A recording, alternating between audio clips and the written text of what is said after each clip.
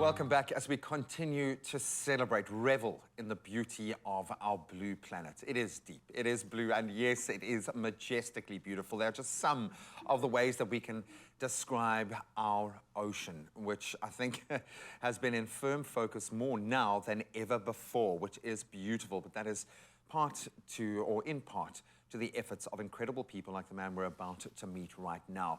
The ocean plays such an important role in our economies, as well as obviously as a transport perspective in the tourism sector. It contributes to modern medicine. I don't think we realize how much we rely on the big blue. And joining us to chat more about the importance of preserving our oceans through the lens is KZN-born ocean and wave photographer Terence Pieters, who, yes, went out and got himself a real job. A real job saving the planet. Terence, great to have you here. Thank you for having me. Congratulations, because I'm always aware that when an artist especially comes here, there is a reason. There is a moment, the timing is right, maybe the rest of the world is starting to buy into what you're doing. But I need you to explain to me what you're doing, because it looks like art, but it feels like something a lot more. There is a lot of emotion wrapped up in every one of these pieces. Exactly. Can you describe what you do? So what I do is I swim out into the ocean during sunrise, because in KZN, the sun rises over the ocean, and it's so beautiful. Spectacular. And most people, they only see the ocean during the day for a couple minutes and they see waves breaking, but no one really experiences the ocean during sunrise, and that is the most beautiful time you can ever imagine. And case in point. And what I do is take photos of waves, because I'm so fascinated by waves, because firstly, they travel for miles and miles and miles from across the ocean, and then they dissipate in spectacular form, and no one really even notices it. I mean, surfers do, but they ride them, but they don't really actually see the beauty of it. And that's what I wanted. Beyond that memory. Yeah, exactly. And there's every single wave is so completely different to one another. And I want to capture each moment, because there's a wave for everyone. Everyone relates differently to the ocean. And I found that my work relates so much to people that know the ocean, but they don't know it that well. Yeah. Because they know, oh, wow, that's the ocean, but wow, that is really pretty and beautiful, and that's what I want to show in this work. It's where we came from, man. Yeah, exactly. It's where we came from. I don't think people understand our relationship to it. And it brings to bear the notion of an ecosystem, one ecosystem that we all play in. And now it's not just about kind of the conservation element of that, but all of us are finding meaning in the world around us. Exactly. You had a moment, though, as I understand it, that shifted your course slightly, got an injury whilst surfing. Yeah. How did that play a part in where you've ended up? What role did that play? Great question. So, yeah, I was always part of the ocean. I think I started surfing, bodyboarding when I was 6. I'm 31 now, so it has been a long time. And I had this shoulder injury, and I kind of delayed the surgery for quite a while, because I just couldn't think of being out the water for so long. And then it got so bad that I actually had to do it. And when I recovered, I just couldn't get back into surfing and bodyboarding the way I used to be. So I was really depressed. I didn't know what I was going to do. And that's when I joined the cruise ship as a photographer. And that was great. I traveled the world, amazing, but it just wasn't for me. But when I got home, it was during COVID. I lost my job, didn't have anything to do. I had to think of a way to make money. So I combined 10 years of my photography knowledge with my favorite thing in the world, the ocean, and yeah, the rest is history. You discovered your why. And I'm getting goosebumps for like the 100th time this week, because you're not the first person I've chatted to who has discovered their why because of what we went through collectively.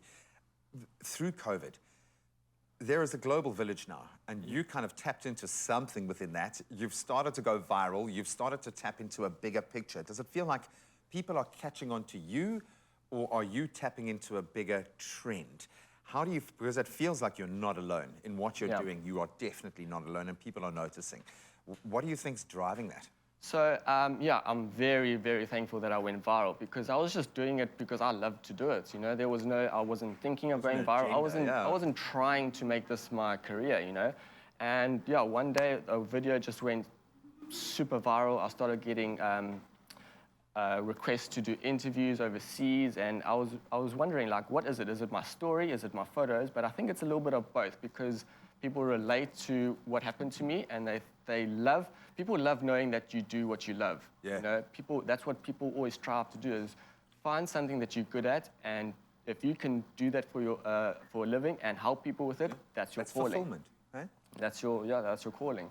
So I'm very, very thankful. And I think once I have that kind of engagement, I need to be responsible with it. You know, I can't just post anything and just, you know, if I'm reaching hundreds of thousands of people, I need to be responsible with it. And ocean conservation is the most important thing to me because it's my office, it's what I do. Buddy, I hate to say it, it's the most important thing to all of us, otherwise we've got nothing. We've got no underpinning to this entire ecosystem. Thank you so much for doing what you're doing. Thank you. I know it's been an arduous journey to get to this point, not without challenges, so well done for overcoming those, but this is beautiful. Cannot wait to delve a little deeper into the big blue with you.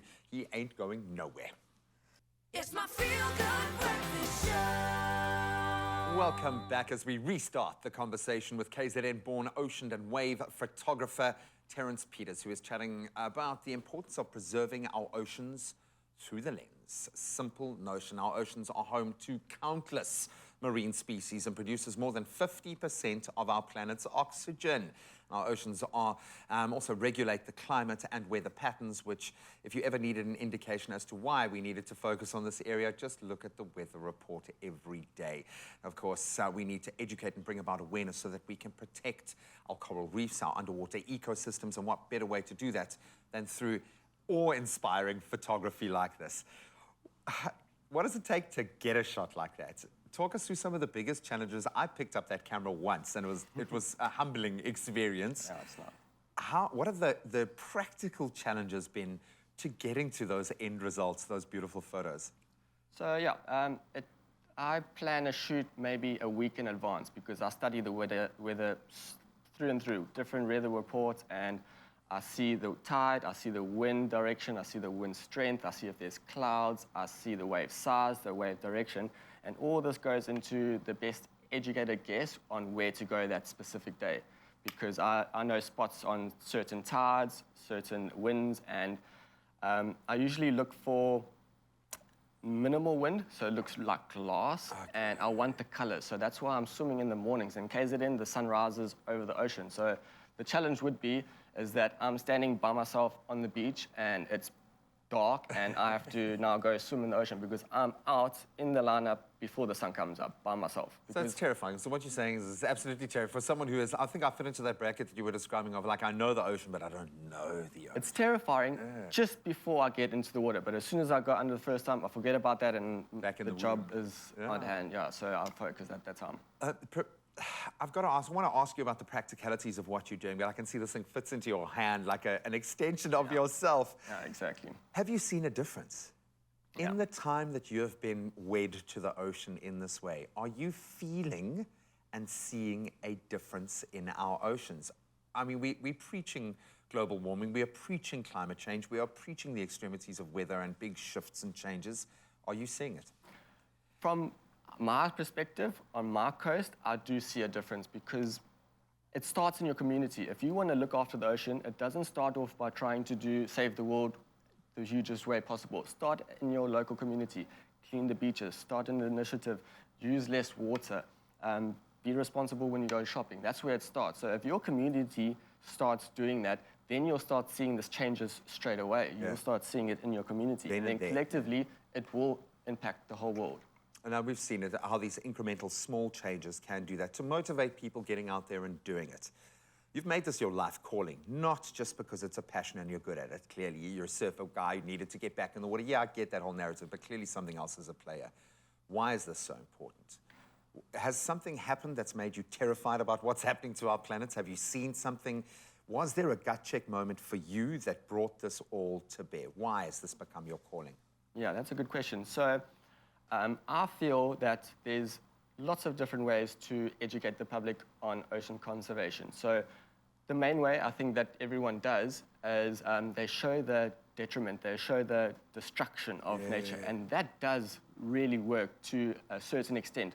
But I know for a lot of people, when they see that, they turn a blind eye, it's too hard to see, they don't feel like doing anything about it. They know that it's important, but they kind of turn a blind eye because it's too heartbreaking. So my way of doing it is showing the beauty of it, so it's easy to look at. And then the change comes into the caption, what I tell them about it. So show them something beautiful and tell them what could be possible if we don't act now. And if you show them that, there's a possibility of them actually acting because they want to protect something that's beautiful, you know? Yeah. So that's how I think. And they're emotionally invested in it. Exactly. And you are making it very easy. Yeah. With the level of work is just amazing. So keep doing that, keep that art going, but just keep this underpinning because it's amazing to see this why. And as I was jokingly saying to you off camera, there's some big business looking for people in your position with a why. Yeah. And I mean, there could not be a more powerful why. So thank you so much. Pleasure. We love your work. We're going to see if we can sneak a couple of these into our studio and hang on to them. But you can show them some love and most importantly, professional support.